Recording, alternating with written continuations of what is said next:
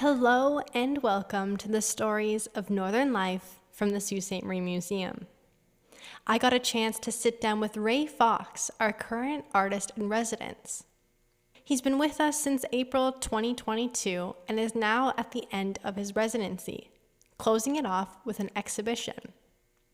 The exhibition will open on January 14th with drinks and snacks and good company, of course, from 6 to 9 p.m. I'm excited for you to hear his words today as we talk about his artistic journey, his time at the museum, and what to look forward to for his upcoming show. Ray is such a genuine human. Every time he walks through the museum doors, I can't help but put a smile on my face. He's a breath of fresh air with a strong curiosity to learn, explore, and connect with people. I think you're really going to love this episode. So let's get into it. Hi, Ray. How are you today? Hey, Mari. I'm good. How are you? Good, thanks. I'm so excited to get you on the podcast today and just record your words because you're a pretty cool guy and I've got to talk to you quite often running through the museum and it's been awesome. It's been a pleasure. So first, could you tell us a little about yourself and your background, like a brief intro on you and how you got here today? Sure.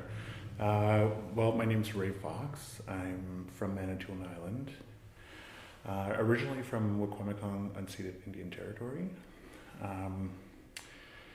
But I grew up in Baawitigong, which is central Manitoulin Island. And I guess, art has always been a part of my life since I was a child. And I grew up around family members that were artists. Manitoulin Island is a hub really for a lot of practicing artists, people who are looking for creativity have moved there to practice their art career. So I was definitely influenced and encouraged to pursue an artistic career living there. And I grew up pretty much until I was 19 in Northern Ontario. By that time of graduating high school, it was now time to think about what to do with post-secondary or where I wanted to go, how I wanted to explore career options and stuff. But at the same time, it was a little bit difficult in Northern Ontario to be a two-spirit person as well. So, my late teens were, I guess, I was thinking a lot about, moving to the big city. I wanted to do this soul-searching journey of, We all do.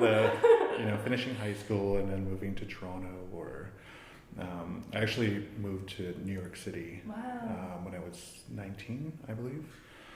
And right for the Big Apple, and I was like, yes, I'm going to be an artist in New York. So I did that. I was there for about a year and a half. But then the recession hit, so I had to think about, next options. And my parents were in Toronto at the same time, so I was like, okay, well, I'll just go to Toronto and figure it out there. And then I went to OCAD University for drawing and painting. I was accepted into their program. So I started doing that and started my training, I guess, for fine art there. I didn't quite finish the program. It was kind of trouble to just the cost of living in Toronto and like juggling part-time jobs while being in school full-time, and art supplies aren't cheap. No. So sometimes you'd have projects that would cost me up to $200 a piece, right? So I ended up not finishing my program, but I don't know. Yeah, it was kind of a weird time in Toronto for me, and I couldn't see my art being noticed, or like I wasn't there yet in terms of my artistic identity and like where my work was going and how I would connect with people through my artwork at that time. Um, so I had stopped doing it for several years. I think maybe 7 years. I didn't produce any artwork. I took a kind of hiatus, I guess, from practicing. But I met my partner in Toronto, I think 10 years ago now, and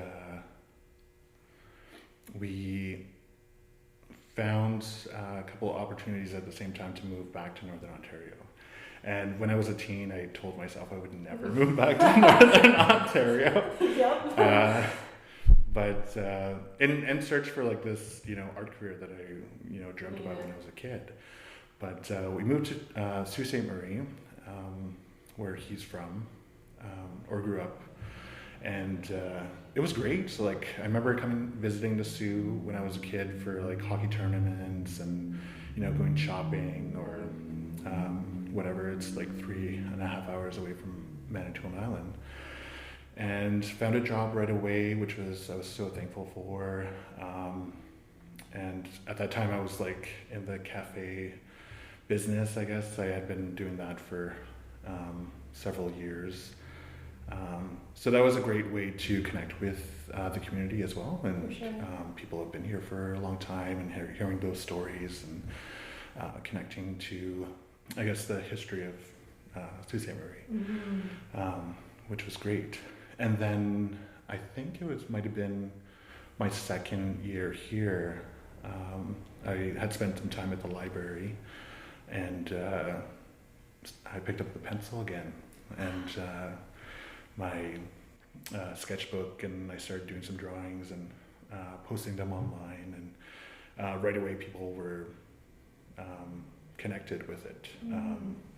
I think I started with several drawings of black bears, which had been, I guess, I have some stories about black bears from when I was a child, so it was easy to associate those drawings with lived experience and, I guess, traditional knowledge from my culture towards connecting with nature, I guess, and animals like that.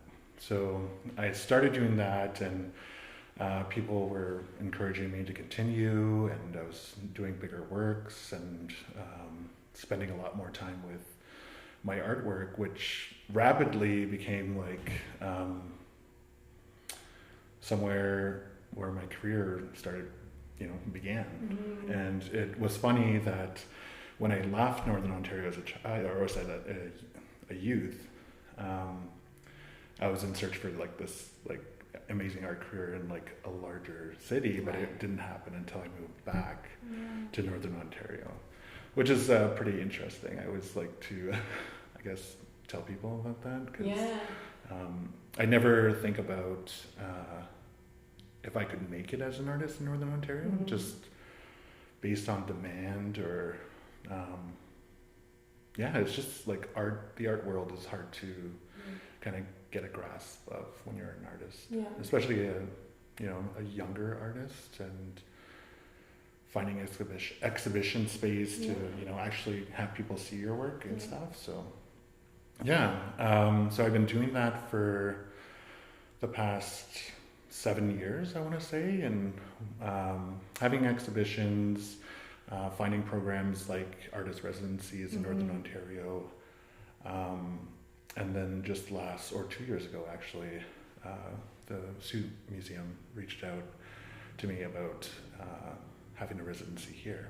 Yeah. So here I am. And we're so lucky to have you. So for those that don't know, what is an artist in residency, and specifically here at the museum? Right. So I've always wondered what an artist residency was. It's kind of like this thing, I guess, this program, this title, this time for an artist that seems to change everywhere you go, right? My previous residency was at Baawitigong Storytellers on Manitoulin Island, and they're a multi-arts performance school. So like they have students there that learn dramatic arts, as well as music, visual arts, land-based learning, traditional knowledge. They do so much amazing stuff there. And I had started the residency there. They had studio space and an arrangement where I can like actually live in the space. Wow. So it was kind of like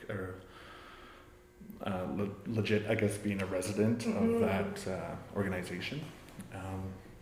But yeah, there's several other ones too. Like you can live or just have. I know there's a couple of residencies around here that are in parks, so you can have your park fee waived, just to spend like a couple of weeks on the land and then creating artwork inspired by the space that they're giving you, right?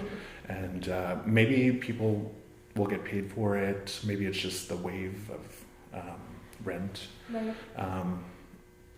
And yeah, every program is different. So it's pretty interesting. I know that here at the museum, my residency was starting April of this spring, and we're going until December. So it's just spending time here at the museum with the archives, the artifacts, the resources in the library, and developing work, I guess, informed by those, and then creating an exhibition of my findings and kind of contributing to hopefully capturing that history and interaction of history. Yeah. Amazing. I'm so excited to see all of your work put together in a show. Yeah. How has that process and journey been? And where do you find inspiration for all your work? Right. Yeah. Okay. So my practice has always been like, when people think about like Indigenous art, they immediately maybe think about woodland style art. And I had like done that style of art when I was younger. Like my aunts and uncles were all woodland artists. And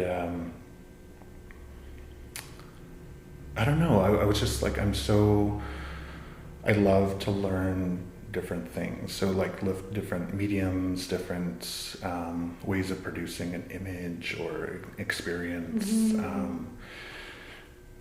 So right now, I guess what you'll see at the museum residency exhibition is going to be mostly around drawing and painting. When it comes to developing the art, when I first started here at the residency, I was thinking about Indigenous creation stories, right? When we talk about Baawitigong, we talk about like the rapids and the I guess the legends of this land, right? So thinking about that was really interesting too, and like exploring the different creation stories in this area, because some of them are very similar. Some of them, a few different details are different in each one, right? But it's also all of them are kind of like talking about the same thing. So when I first started at the museum, Will took me through some of the Indigenous artifacts that we have here, and one of the most significant and impactful things that I saw were the pottery shards, which are amazing, right? Just to look at and to be able to hold into your hand, right? So these pottery shards were gathered in Grocap and Whitefish Island. Looking at the pottery shards themselves, you can see these designs in them and kind of like different curves, and imagining what the shape of the finished pot would have been like.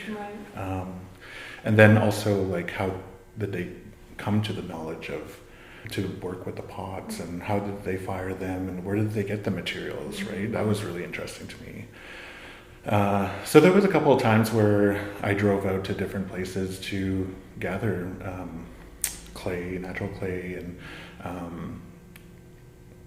minerals that you would use as a temper to mix with the clay to make with clay pots. But there was a couple also in the library here at the museum. There was a book, and I think it was called Primitive Pottery of the Great Lakes, I believe. And I was reading through anthropologist research on indigenous pottery and how shards and artifacts that they found throughout the Great Lakes was really interesting in terms of like a timeline, because they can actually see where the pottery, like I want to say recipe for like how the clay recipe that they used to make pots, how that traveled from different nations to nations, and like throughout the Great Lakes, I guess. So it was like the only evidence that they had for communications between nations. Wow. So you can see that, like one pottery style or like sample from, southern Ontario made its way to like northwestern Ontario. So it also talks about like how different nations were always migrating, and in terms of like marrying into different tribes, and so that was really interesting to me, because I was like, oh, that's like almost like a communication tool, right? Which is really interesting. But in seeing those pottery shards on Whitefish Island, I was thinking, wow, this is like a direct, I guess, piece of history for Indigenous history in this area. And there was one shard that actually you can see the thumb print, like not the thumbprint, but the thumb and the nail where they made the designs, which I was like, oh my gosh, this is like the hands of our ancestors, right? Which I thought was just phenomenal. So, in digging through the library, reading everything, seeing photography, and books, artifacts downstairs, I was like, what do I do with all this now, right? So, which can be kind of overwhelming when you don't have a specific direction, right? So it was kind of like open-ended, like here's all access to all this information, and let's see what you can do with it. So started doing that, and then one day I was just like, you know what, I have to take like a inspiration wellness walk and just like kind of figure out what I'm gonna do. So a lot of that, I remember in the summer I would go down to Whitefish Island, because I was like, oh, this is like, in history this was like the gathering place, and this is where nations would come to trade, and this was a significant spot. So I was like, okay, I'm going to come here and do my little nature hike and maybe get some inspiration from the land there. And then I saw, like, there was one part of the river where there's several beaver dams. Mm-hmm. So kind of like there's the Beaver Lodge right at the top, and then there's like, I think maybe 4 beaver dams all the way down towards like the end of the locks. So I was standing on top of the bridge, the pedestrian bridge that goes from Whitefish Island to St. Mary's Island. Yeah. And just kind of like looking around, and then right underneath the bridge was one of those beaver dams. And I just thought it was such a beautiful like sight to see a beaver dam, like eagle's eye view. Right. And there was like all kinds of wildlife there. I think it's like actual like a sanctuary as well. Mm-hmm. You can fish there, and all kinds of ducks and wildlife. It was super beautiful. So I've been working with that image throughout my residency here, and I'm working on right now and should be complete for the exhibition, is a painting of that actual beaver dam. And while I'm working on it, like most of my art, I also think about what those symbols mean, right? Yeah. And how we connect with them. So I have this like 6.5 foot by 8 foot painting that I'm working on right now of this beaver dam, and I'm thinking about the legend of Nanabush and the giant beaver. Yes. And this legend is placed right here at Sault Ste. Marie. When I was a kid, I remember first hearing it from Lenore Kijik, I believe her name is, from Saugeen First Nation. And she was talking about how Nanabush and his grandmother were on the hunt for this giant beaver. And they were in Lake Superior, somewhere in Lake Superior area, hunting this giant beaver. And while they were tracking him, I think they came around the southern part of Lake Superior, and I believe they lost the beaver's trail somewhere. So Nanabush decided to, you know what, I'm just gonna do some fishing right now, like we'll have some fish for dinner tonight. And the grandmother set up camp and made some tea on the fire and stuff. And so Nanabush left, he went fishing, and he was gone for some time. And the grandmother heard he came back, I believe, and they both noticed that the water was rising from the shore. And they were wondering, like, what's happening? Why is the water, like, rising? And so Nanabush decided that he was going to go investigate. So he left the campsite and he went off into the night.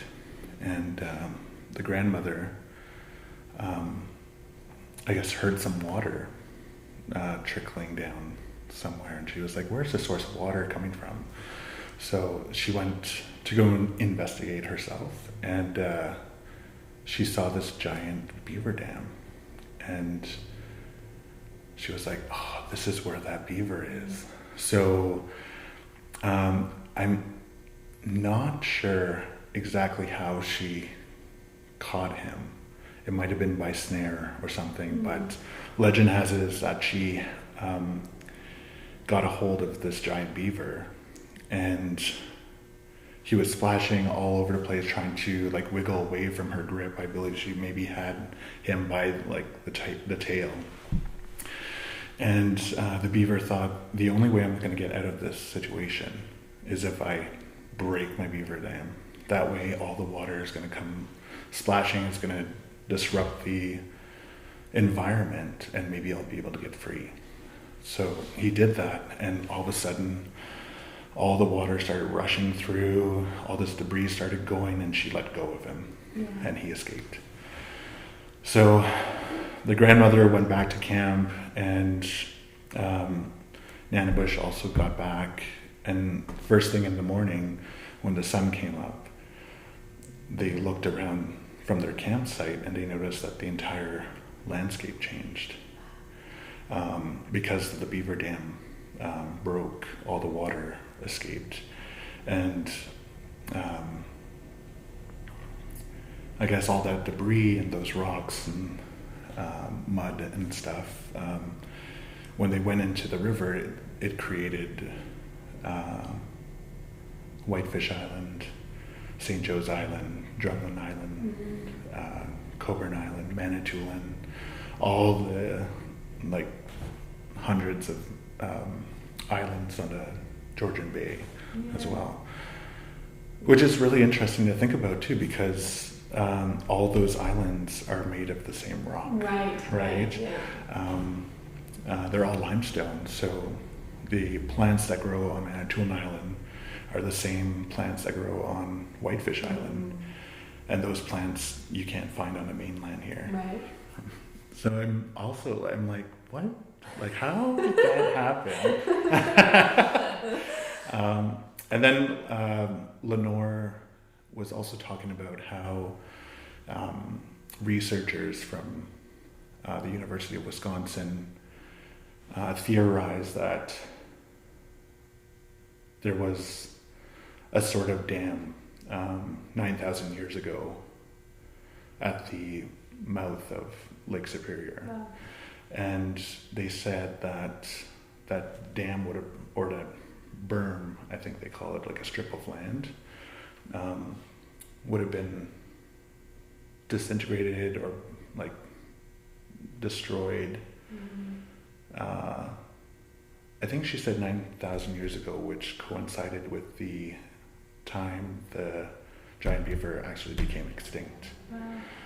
So I was like, what? There were giant beavers? Right? I'm like, this isn't just a legend. So I went into like this rabbit hole of like all these videos and talks about giant beavers and how they actually existed here. And they were like, I think they were 7 feet tall. Crazy. And to think like beavers these days are like small, right? So like, what could a 7-foot beaver be able to do, right? If little beavers can drag out like big trees, for sure, what kind of structures were 7-foot beavers making? So anyways, so I started like doing this beaver dam, and I'm thinking about, why do beavers make these dams? And they're doing it so that they can create a more sustainable environment for them to raise their families in, to fish in, to live. There's a whole beaver pond of possibilities and sustainability, and a lot of animals rely on those beaver ponds, right? Humans rely on them for drinking water, and like all kinds of animals. It just becomes a flourishing environment. And I'm also thinking about, the history of this place with fur traders and, settlers, indigenous people. I'm thinking about how that dam was destroyed, but also the act of rebuilding, right? Intentionally bringing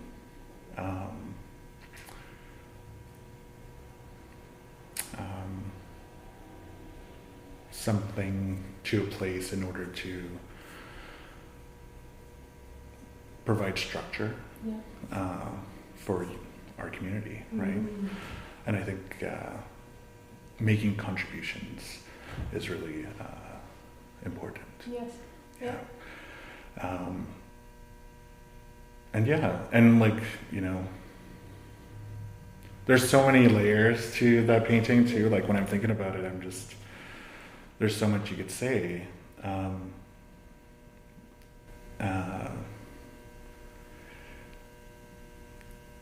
And like, I feel like, you know, Indigenous people, we learn so much just by being a witness to the natural environment and how it works. And beavers are such like important animals to us. And yeah, and once you see the painting, I hope people can,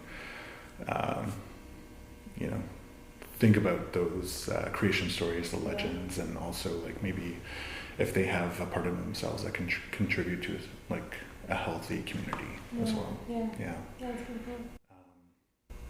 Not only do I have access to the resources here, I think also like history is always happening, you know, like every day there's something new and significant events as well. This year, I was actually able to go with my mother, who is a residential school survivor, to see the papal visit. So it was when the Pope made his official apology to the survivors of residential school, which is something that the survivors have asked for a long time. It was controversial at the time when it happened, and a lot of people are very hurt with that history. But at the same time, I thought it was very significant for our survivors to hear that from them. So, and I'm so happy that I was there with my mom, and also members of the community too. Like we spent time with elders there from Garden River. We saw people from back home on Manitoulin Island. And this was in Edmonton, Alberta, and I'm like, wow, I'm walking into this place and I see like all my great aunts and uncles and stuff, and it was great to be a part of that history and to be a support for my mom at that time. And then also recently there was the first Two-Spirit gathering here in Nassau in November, which I was able to attend, and that's like I think significant to history as well, because there's a lot of times where Two-Spirit people don't feel like they're part of the community, or their services aren't you know, fit for them, or discrimination and stuff. So I'm happy that that happened as well, because I'm thinking about all these things that are like contributing to the history of like the people here. Okay, so there's two more things. So the museum, also for my residency, partnered with the Shingwak residential school archives over there too, and I went to go see what they had, and they had a lot of photography from Shingwak Residential School and some day schools, Spanish Residential School, which I looked at all their photo albums from that, because it was a place of interest, because that's where a lot of my family went. So my aunts and uncles and grandparents, and like literally everyone from my community, pretty much. So I went through those photo albums, and the first one that I picked up, I opened the book, and right away I saw a picture of my grandmother. And it hadn't been it's like the photo wasn't one that I saw before. So it was really interesting, and I recognized her face right away, and then went down the list, and Stella Babonque, yeah, my grandma. So that was kind of an emotional interaction with the archives too.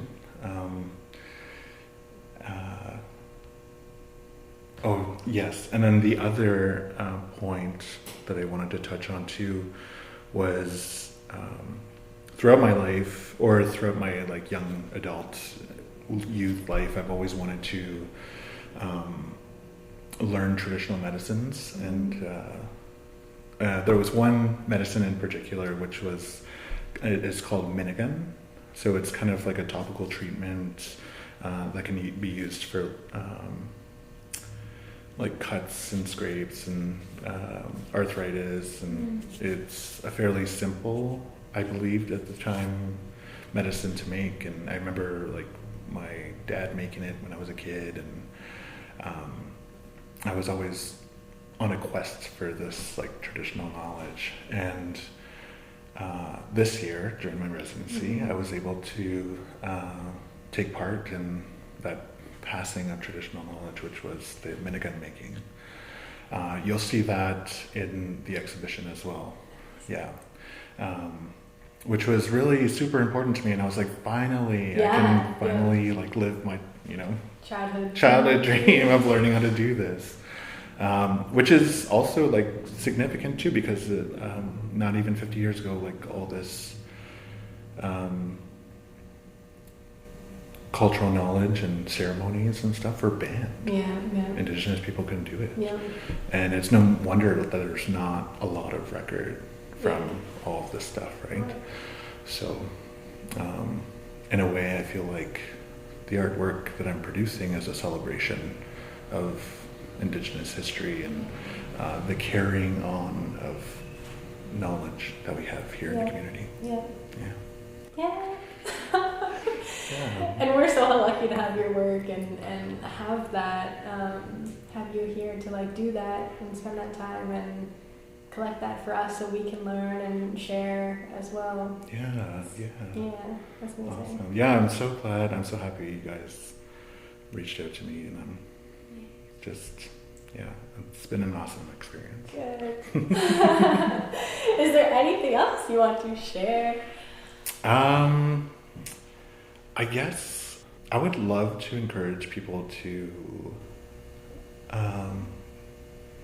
contribute to the recording of history, right? And that's kind of, it's hard to ask people that too, especially from Indigenous people, where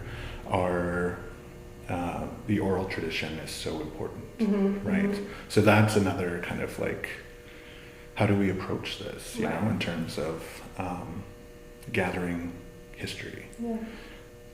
There's other ways. And, if there's something happening and you can take a photo and, even a journal entry. I think bringing it to the museum and places like Sault Ste. Marie Museum is integral to building who we are and where we came from and where we're going. And we can store it properly and take care of it and document it to keep it for further generations to look at and use as a resource. And I think it's very important. Well, thank you so much for joining me today, and I'll definitely have you back on the podcast. Yes, let's do it. Thank you. Yes, thank you.